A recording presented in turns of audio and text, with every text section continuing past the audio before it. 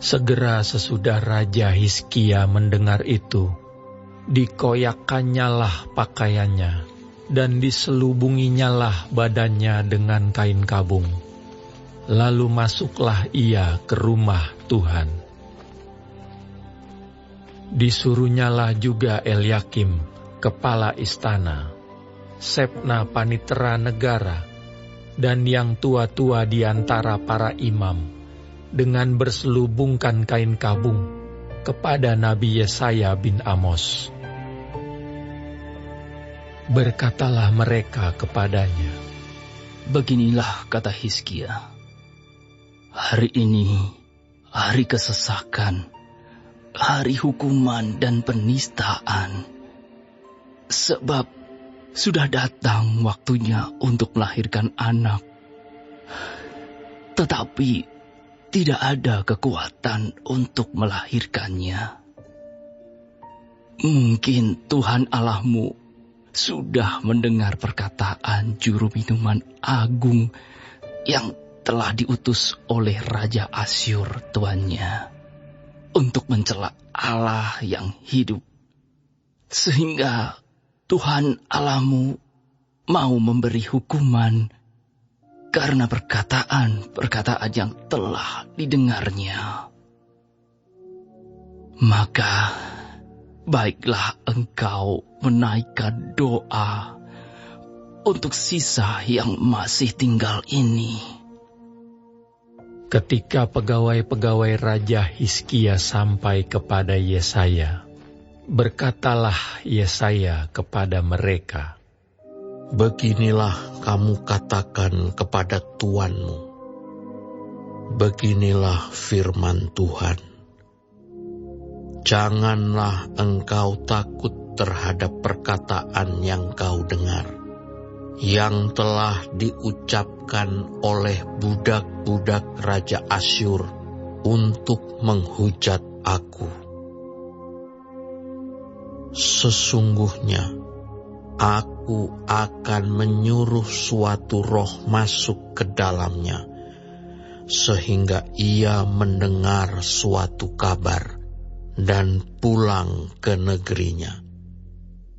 Aku akan membuat dia mati rebah oleh pedang di negerinya sendiri." Ketika juru minuman agung pulang, didapatinya Raja Asyur berperang melawan Libna, sebab sudah didengarnya bahwa raja telah berangkat dari Lakis. Dalam pada itu, raja mendengar tentang Tirhaka, raja Etiopia, berita yang demikian. "Ia telah keluar berperang melawan engkau." Dan ketika mendengar itu, disuruhnyalah utusan-utusan kepada Hizkia dengan pesan, "Beginilah harus kamu katakan kepada Hizkia, Raja Yehuda. Janganlah Allahmu yang kau percaya itu memperdayakan engkau dengan menjanjikan Yerusalem tidak akan diserahkan ke tangan Raja Asyur.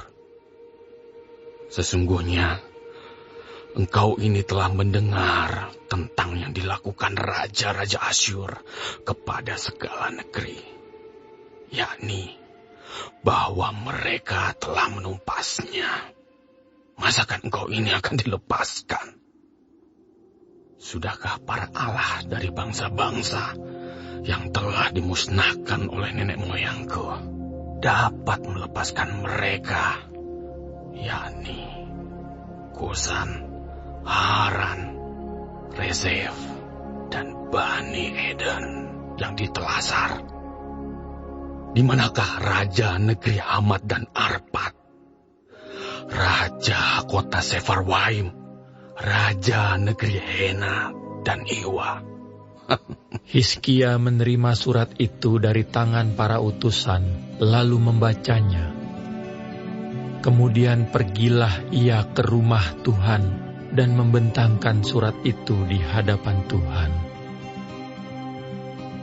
Hizkia berdoa di hadapan Tuhan, katanya, Ya Tuhan semesta alam, Allah Israel, yang bertahta di atas kerubim. Hanya Engkau sendirilah Allah segala kerajaan di bumi. Engkaulah yang menjadikan langit dan bumi. Sendengkanlah telingamu, ya Tuhan, dan dengarlah. Bukalah matamu, ya Tuhan, dan lihatlah.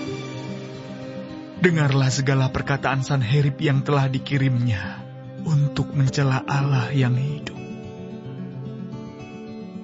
Ya Tuhan, memang raja-raja Asyur telah memusnahkan semua bangsa dan negeri-negeri mereka, dan menaruh para allah mereka ke dalam api, sebab mereka bukanlah Allah, hanya buatan tangan manusia, kayu, dan batu.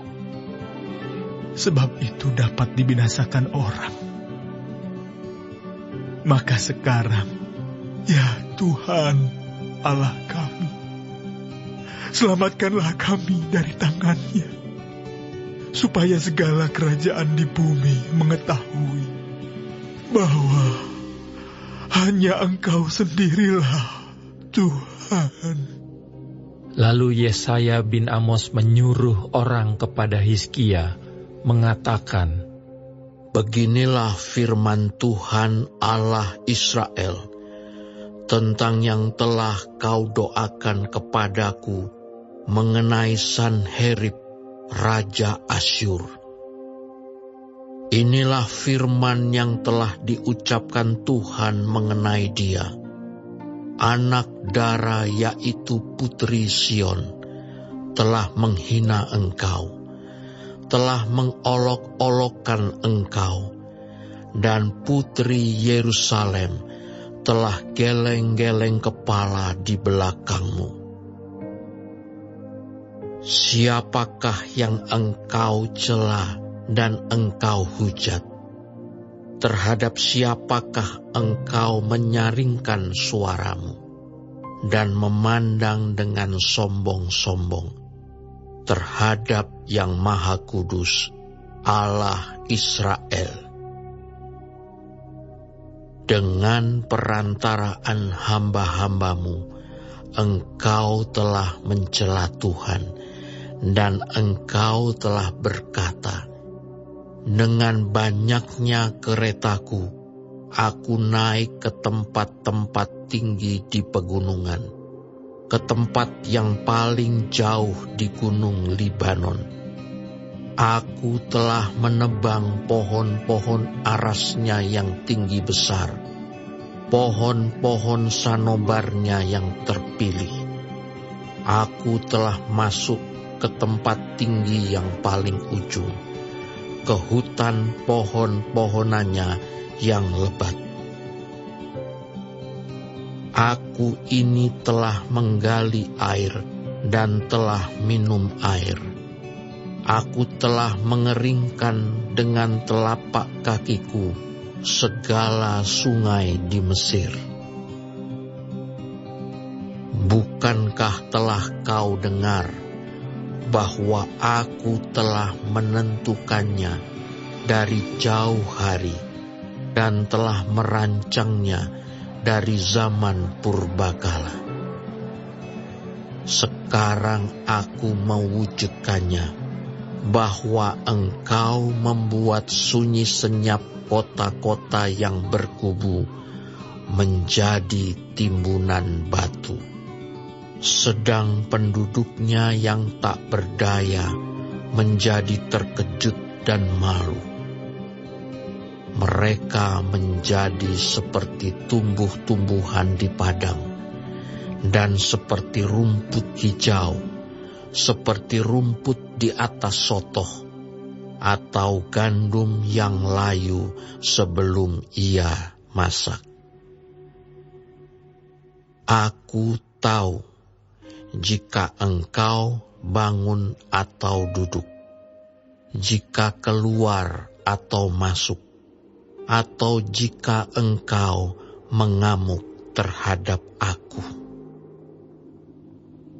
oleh karena engkau telah mengamuk terhadap aku, dan kata-kata keangkuhanmu telah naik sampai ke telingaku, maka aku akan menaruh kelikirku pada hidungmu dan kekangku pada bibirmu, dan aku akan memulangkan engkau melalui jalan dari mana engkau datang.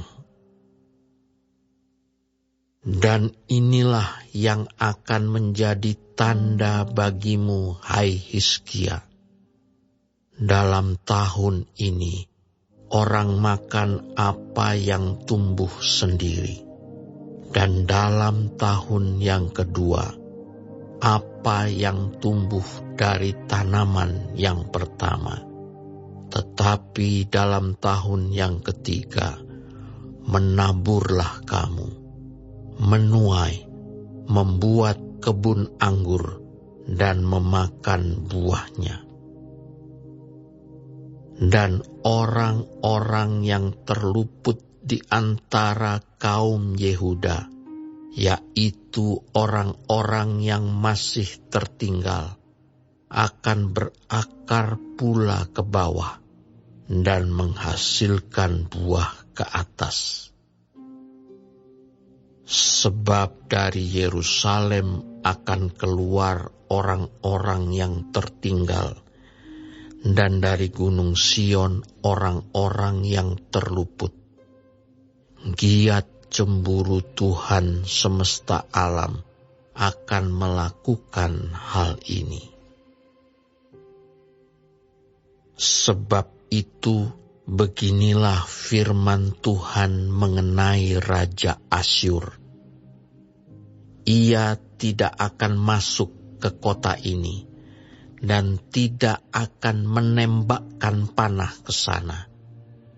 Juga ia tidak akan mendatanginya dengan perisai, dan tidak akan menimbun tanah menjadi tembok untuk mengepungnya. Melalui jalan dari mana ia datang, ia akan pulang. Tetapi ke kota ini, ia tidak akan masuk. Demikianlah firman Tuhan.